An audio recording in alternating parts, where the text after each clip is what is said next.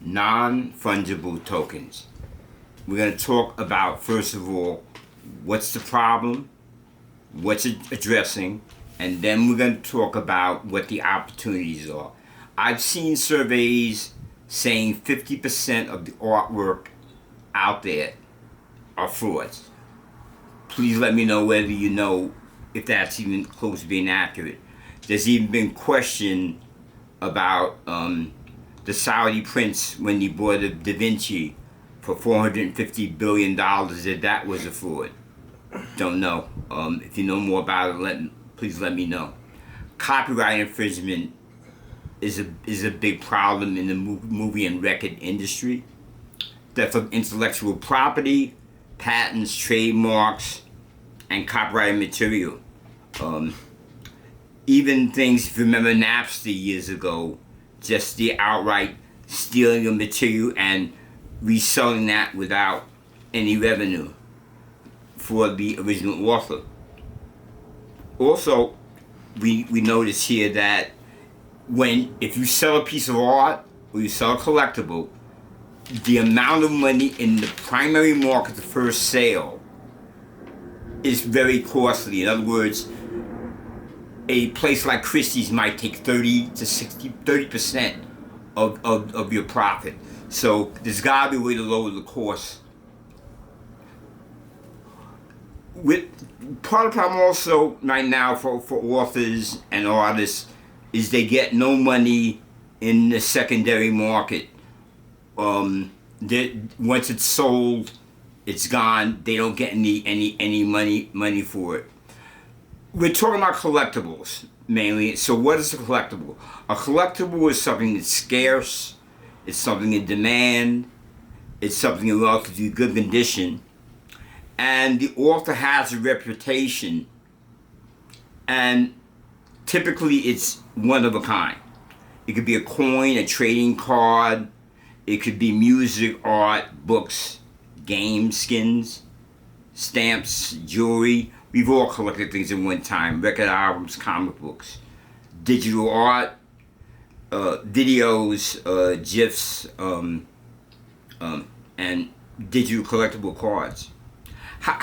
If you own a collectible, how do you manage that? Say, let's say you want to sell it or you want to buy a collectible. You have to do it at an auction house. Let's say if you're buying something like a piece of art or a sculpture from either a Sotheby's or a Christie's. If you're buying an autograph, you'd have to have it authenticated and graded, or a celebrity autograph or a sports figure, something like that. There are organizations that do that and provide you with a certificate of authority. But another problem is, we talked about a little bit, is there's not really anything in the secondary market for an author or an artist, considering, let's say, as a concert, and someone like Ticketron buys up most of the tickets and sells it at a higher margin. There's no additional money in that for the artist right now. So this is good for the secondary market, the non-fungible tokens. Now that we've laid it all out, what is a non-fungible token? First of all, let's talk about what is fungible. Fungible is something like that can be exchanged for something else and it's the same. For example, a barrel of oil is a barrel of oil. A Bitcoin is Bitcoin. A stock certificate or bond certificate, that's fungible. They're all the same. Something that's not fungible, diamonds, they're all different. Paintings are not fungible. Houses are not fungible. Flowers are not fungible. So the second half of the things that I mentioned are non-fungible. Now, how it all works, one of the critical things in making a transaction with someone is trust. We talked before about how much fraud there is out there. I'm going to give you an example right now involving my son. I have a $100 bill. You see it. I'm giving this $100 bill to him. He's gonna get back to me. But in any case, imagine if we were all computers and we all had a record of that transaction. And it was, every one of you saw it. How could I ever come back and say that I didn't give him that $100? Blockchain at a high level, that's pretty much what it does. It allows you to make a transaction, but make a trusted transaction. And this is something really, really new that we're facing, which is a great opportunity. Now we talk about fungibility. We know what that is. We know what non-fungible is. And we talked about how the technology sort of works. Let's handle the last part of it. What is a token? Okay, a token is like a voucher. It gives you rights. It can be traded. It can be sold. It's almost like a country club membership. It brings to you assets and advantages that's not generally available to the public. And in a token, someone who releases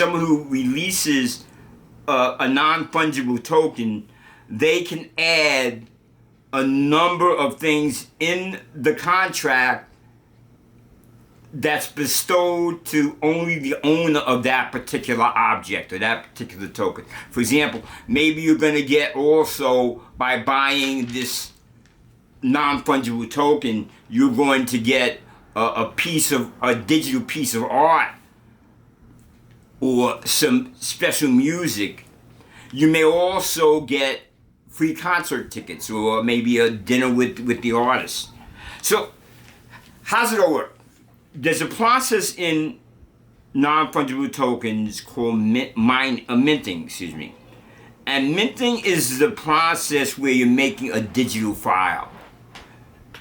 And this is something that makes your collection unique.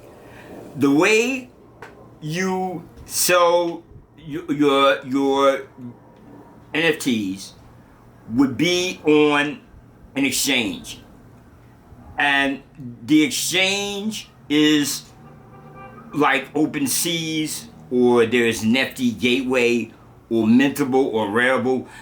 These are like the places where you would go to put your item up, your non-fungible token, and be able to list it and have people bid on it. One of the protection things is one of the things that the exchange is responsible for is to make sure that you are who you are. So there's no money laundering. That type of stuff is taken care of. So you don't have to worry about that. But minting is, when you mint, you have to remember it's a collectible.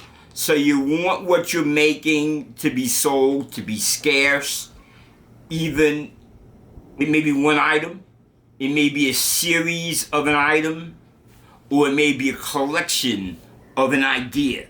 So you're gonna mint. And within that minting process, you're gonna put, there's a contract involved in that also. You can trade NFTs, flip them very, very easily. One of the things that they bring is fan engagement. They also help in customer relations.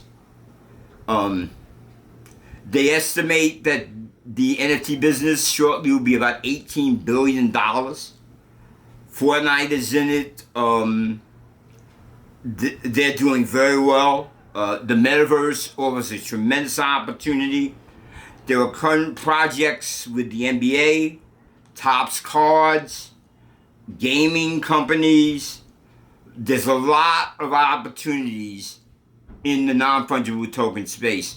The risks are they're new, they're speculative, which means there is some instance of fraud. But again, you gotta remember it's gonna reduce the cost which is gonna allow people who have not been typically in the past able to, artists that have not been able to get their material in front of the public. It gives a tremendous opportunity for them. But the risks are there are risks. There's no regulatory standards. Copyright issues are still there. It's a very volatile industry because it's new. There's a lot of hype and demand. People really don't understand how it works. Licensing rights need to be considered. If you're going to do an NFT and use someone's copyrighted rights, you need to make sure that's taken care of. Taxes, sales tax, income tax, all that stuff has not been really, it's worked out, but it's not really coherent, let's say, or final. The biggest thing people have is they have something about fear of missing out. They just don't want to miss the opportunity of something new.